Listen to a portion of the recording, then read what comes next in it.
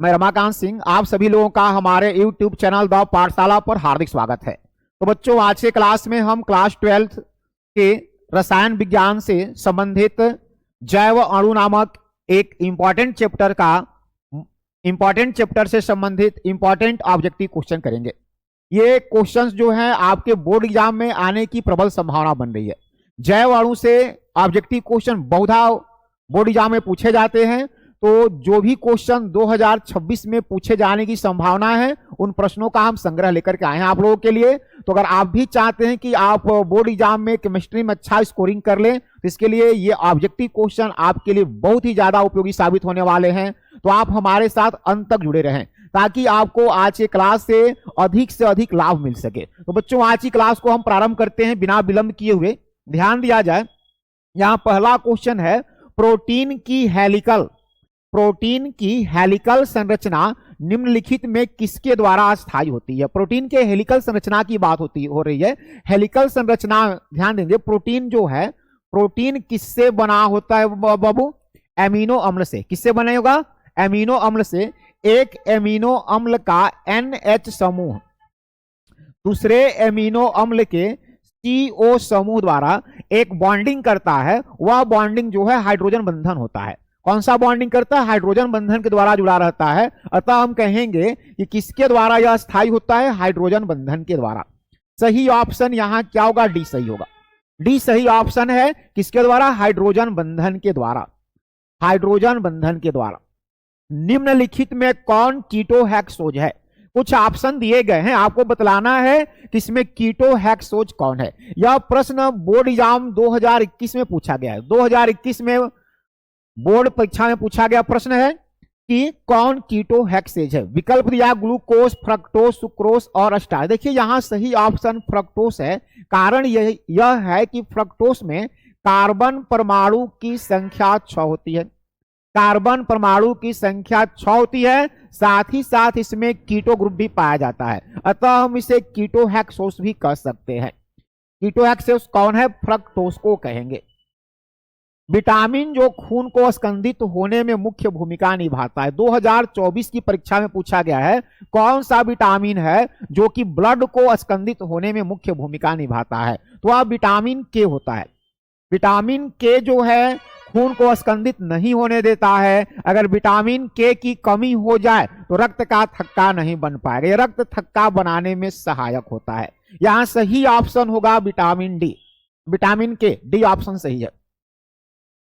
B12 में उपस्थित रहता है। 2024 में पूछा गया। ध्यान देंगे, सभी प्रश्न वही हैं जो कि प्रीवियस ईयर में पूछे जा चुके हैं। बहुत ही इंपॉर्टेंट क्वेश्चन होंगे बाबू। विटामिन B12 में उपस्थित रहता है। यहां से कौन सा तत्व विटामिन B12 में उपस्थित रहेगा? सही ऑप्शन होगा कोबाल्ट। कोबाल्ट जो है विटामिन B12 में उपस्थित रहता है।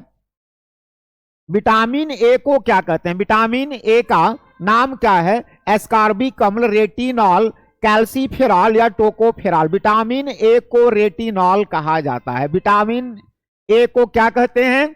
रेटिनॉल कहा जाता है। यहां विकल्प बी सही होगा। विटामिन ए की कमी से क्या होगा? रतौंधी नामक रोग होता है। यानी यह आंख से स्पष्ट देखने के लिए विटामिन ए सहायक होता है। विटामिन ए जो है हमारे आंख की दृष्टि को बनाए रखता है। अगर इसकी कमी हो जाए तो आंखों में रोग उत्पन्न हो जाते हैं। एस्कॉर्बिक अम्ल है, 2021 की परीक्षा में पूछा गया। एस्कॉर्बिक अम्ल क्या है? विटामिन, प्रोटीन, एंजाइम या एमिनो अम्ल? विटामिन सी होना चाहिए। एस्कॉर्बिक अम्ल क्या है? Vitamin C. विटामिन सी को ही एस्कॉर्बिक अम्ल कहा जाएगा। अभिक्रिया OHCH2 CHOH4 CHOHI में उत्पाद क्या है? 2021 में पूछा गया। ये ध्यान देंगे, ये क्या है? ग्लूकोज है। ये जो है ग्लूकोज है बेटा। ग्लूकोज को अगर हाइड्रोजन आयोडाइड की उपस्थिति में गर्म किया जाए, HI, ग्लूकोज को हाइड्रोजन आयोडाइड की उपस्थिति में गर्म किया जाए तो गर्म करने पर यहां पर एनहेक्सेन बनता है। सही ऑप्शन बी होगा। ग्लूकोज को जो है हाइड्रोजन आयोडाइड की उपस्थिति में गर्म करने पर क्या बनता है? एनहेक्सेन बनता है। सही ऑप्शन क्या होगा? बी सही ऑप्शन होगा। एंजाइम क्या है? अगला प्रश्न दिया जा रहा है बाबू,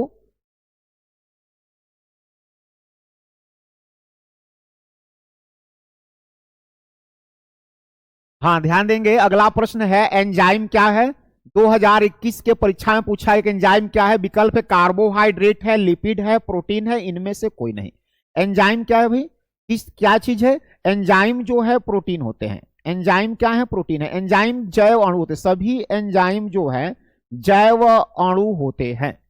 और ये जैव अणु क्या हो जाएंगे, एंजाइम जैव अणु है जो कि जैव उत्प्रेरक का काम करते हैं। ये जैव उत्प्रेरक हो जाएंगे जैव अणु। और जितने भी ये सब जैव उत्प्रेरक हैं ये गोलीय प्रोटीन होते हैं, गोलीय प्रोटीन से बने होते हैं। यहां पर सही ऑप्शन क्या होगा, सी सही ऑप्शन होगा। एंजाइम क्या है, प्रोटीन है। मानव शरीर नहीं उत्पन्न करता है। इनमें से कौन सा ऐसा पदार्थ है जो कि मानव शरीर उत्पन्न नहीं करता है। एंजाइम, डीएनए, विटामिन या हार्मोन। मानव शरीर जो है कुछ विटामिन का निर्माण नहीं कर पाता है। वैसे हम कह सकते हैं विटामिन डी और के का संश्लेषण हो जाता है मानव बॉडी में, लेकिन अन्य विटामिन का संश्लेषण नहीं होता है। तो यहां सही ऑप्शन क्या होगा बेटा, सी होगा। कार्बोहाइड्रेट जो जलांशित होकर के 3 से लेकर 10 मोनोसैकराइड इकाई प्रदान करते हैं। कार्बोहाइड्रेट की बात हो रही है। कार्बोहाइड्रेट अगर जलांशित हो जाए और वह 3 से लेकर 10 मोनोसैकराइड इकाई प्रदान करता है तो उसे क्या कहेंगे। ऐसे कार्बोहाइड्रेट को क्या कहेंगे जो कि 3 से लेकर के 10 मोनोसैकराइड 3 से लेकर 10 मोनोसैकराइड प्रदान करता है। इसे ओलिगोसैकराइड कहते हैं। अगर एक प्रदान करता तो मोनोसैकराइड, 2 करता डाइसैकराइड, बहुत ज्यादा करता पॉलीसैकराइड, लेकिन कर रहा है 3 से लेकर 10। सही ऑप्शन क्या होगा, ओलिगोसैकराइड। ओलिगोसैकराइड होगा भाई। ग्लाइसिन में भास्मिक ग्रुप क्या है। ग्लाइसिन में भास्मिक ग्रुप क्या होता है, यह क्या है, ग्लाइसिन क्या है, एमिनो एसिड है।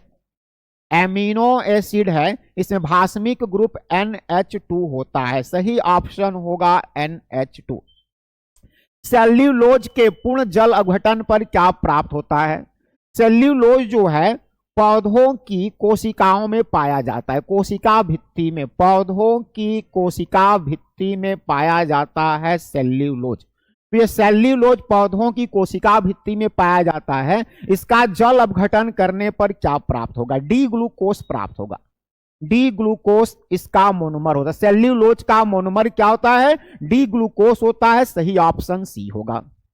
प्रश्न दिया जा रहा है डीएनए में उपस्थित पिरिमिडीन बेस क्या है। कौन सा पिरिमिडीन बेस डीएनए में उपस्थित होता है, तो यहां पर साइटोसिन और थाइमिन सही होगा। साइटोसिन, प्यूरिन, डीएनए में प्यूरिन होता है और पिरिमिडीन होता है। प्यूरिन और पिरिमिडीन। प्यूरिन में एडेनिन और गुआनिन, जबकि पिरिमिडीन में साइटोसिन और थाइमिन पाया जाता है। यहां सही ऑप्शन सी होगा। 13 का सही ऑप्शन सी है। अल्फा डी ग्लूकोज और बीटा डी ग्लूकोज क्या है। अल्फा डी ग्लूकोज और बीटा डी ग्लूकोज जो हैं ये एनोमर का काम, एनोमर कहेंगे इसे, क्या है, एनोमर है। स्टार्च की मोनोमेरिक इकाई क्या है। स्टार्च जो है पॉलीसैकराइड है भाई। स्टार्च क्या है, पॉलीसैकराइड है। और यह किससे बना होता है, स्टार्च पॉलीसैकराइड है, किससे बना है, ग्लूकोज से बना है। इसका मोनोमर ग्लूकोज होता है। तो स्टार्च की मोनोमेरिक इकाई क्या है, सही ऑप्शन होगा ग्लूकोज। सभी बच्चे कमेंट बॉक्स में लिखते चलेंगे। जो भी विकल्प बताया जा रहा है आप कमेंट बॉक्स में जरूर लिखते चलेंगे ताकि साथ साथ आपको याद होता रहे। निम्नलिखित में कौन सा एक पॉलीसैकराइड है। यहां पॉलीसैकराइड कौन है, स्टार्च पॉलीसैकराइड है। फ्रक्टोज क्या है, मोनोसैकराइड। माल्टोज क्या है, डाइसैकराइड है। और ग्लूकोज भी मोनोसैकराइड होगा। तो यहां पर स्टार्च सही ऑप्शन होगा। पॉलीसैकराइड कौन है, स्टार्च है। बाकी इसमें ये मोनो, डाई और मोनो हो जाएंगे। निम्नलिखित में कौन कार्बोहाइड्रेट है। कुछ ऑप्शन दिए गए हैं, इनमें से कार्बोहाइड्रेट कौन है, थाइमिन नहीं, थाइमिन कार्बोहाइड्रेट नहीं। लैक्टोज को हम कहेंगे कि लैक्टोज कार्बोहाइड्रेट है। यह दुग्ध शर्करा भी इसको कह सकते हैं, दुग्ध शर्करा कहते हैं। तो लैक्टोज क्या है, कार्बोहाइड्रेट। सही ऑप्शन यहां पर बी होगा। वसा के साथ अति में अवशोषित होने वाले विटामिन है। वसा के साथ कौन सा विटामिन घुलनशील होता है, तो ए, डी, ई और के ये वसा में घुलनशील हैं, वसा में घुलनशील विटामिन है। इसके अतिरिक्त बी और सी जो है ये जल में घुलनशील है। पूछा है जल में कौन घुलनशील है, तो बी सी। वसा में कौन घुलनशील है, ए डी ई के। यहां पर कौन सही ऑप्शन होगा, ए डी। ए और डी जो है वसा में घुलनशील होगा।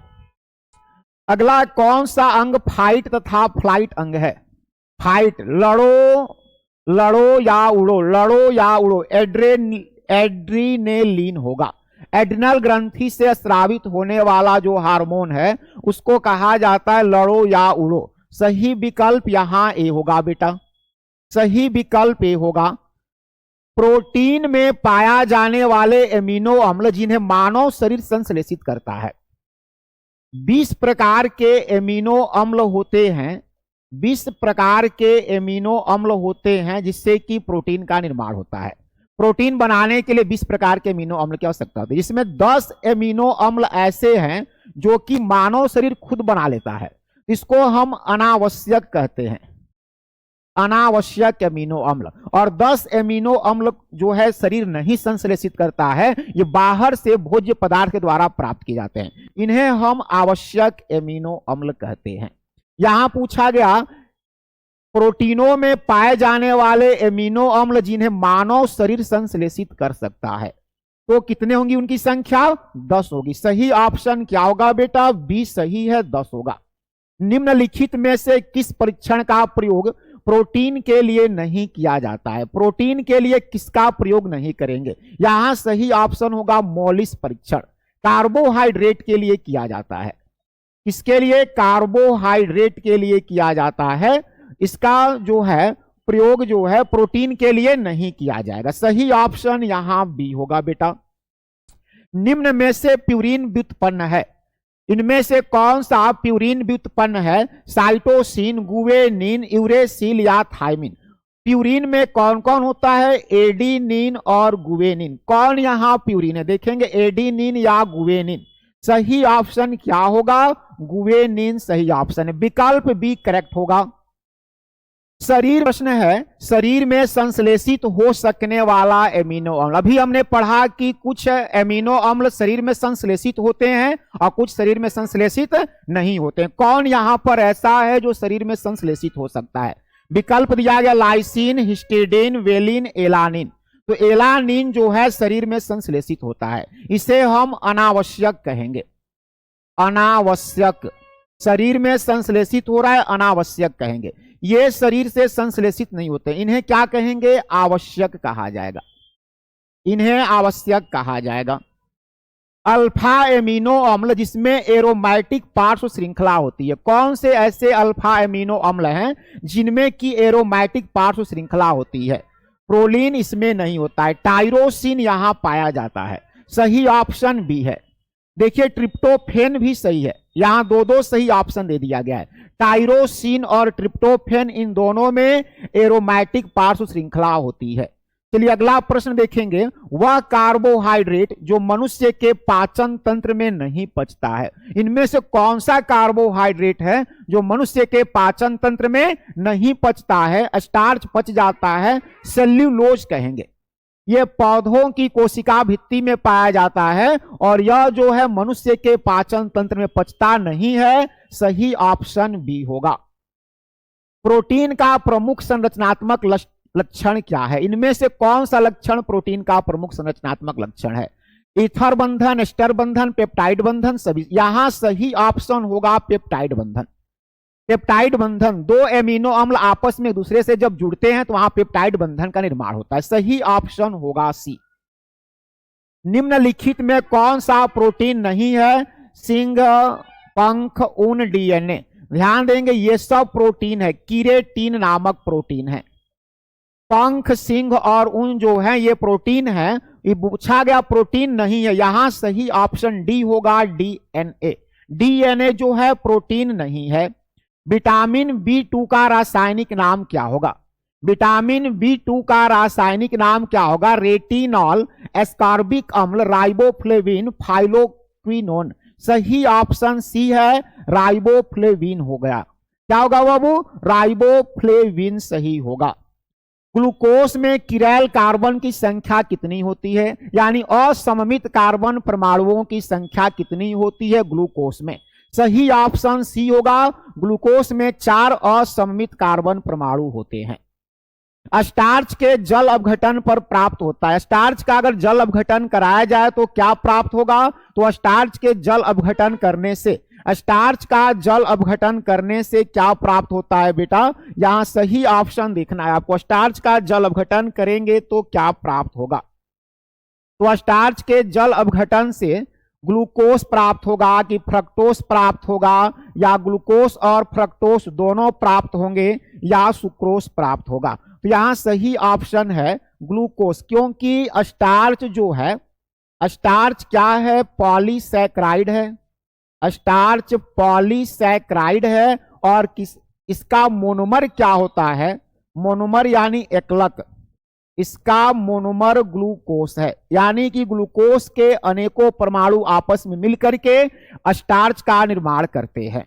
सही ऑप्शन यहां ए हो जाएगा। चलिए अगला प्रश्न देखेंगे। विटामिन सी है, इनमें से कौन विटामिन सी है? सिट्रिक अम्ल, लैक्टिक अम्ल, एस्कॉर्बिक अम्ल, या इनमें से कोई नहीं? विटामिन सी है। कौन विटामिन सी है? यहां सही ऑप्शन होगा सी। एस्कॉर्बिक अम्ल को विटामिन सी कहते हैं। निम्न में कौन बृहद अणु नहीं है? यहां पर कौन अणु बृहद नहीं है? तो डीएनए बृहद अणु है, स्टार्च भी बृहद अणु है, इंसुलिन भी बृहद अणु है। कौन बृहद अणु नहीं है? पॉमीटेट। सही ऑप्शन क्या होगा बेटा? पॉमीटेट सही ऑप्शन होगा। सुक्रोज का सूत्र क्या है? सुक्रोज का सूत्र क्या होता है? C12H22O11। C12H22O11 सही ऑप्शन सी होगा। सुक्रोज का सूत्र C12H22O11 होगा। चलिए अगला प्रश्न देखते हैं। सुक्रोज का जल अपघटन देता है। सुक्रोज का अगर जल अपघटन करेंगे, सुक्रोज एक डाइसैकराइड है, जल अपघटन करेंगे तो 2 मोनोसैकराइड मिलते हैं, ग्लूकोज और फ्रक्टोज। ग्लूकोज भी फ्रक्टोज भी। सही ऑप्शन सी होगा, ए और बी दोनों। ए और बी दोनों।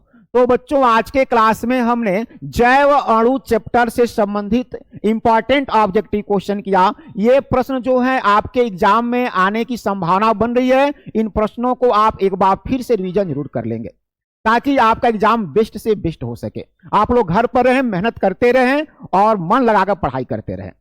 फिर हम आपको नेक्स्ट क्लास में मिलते हैं। तब तक के लिए नमस्कार, धन्यवाद, जय हिंद।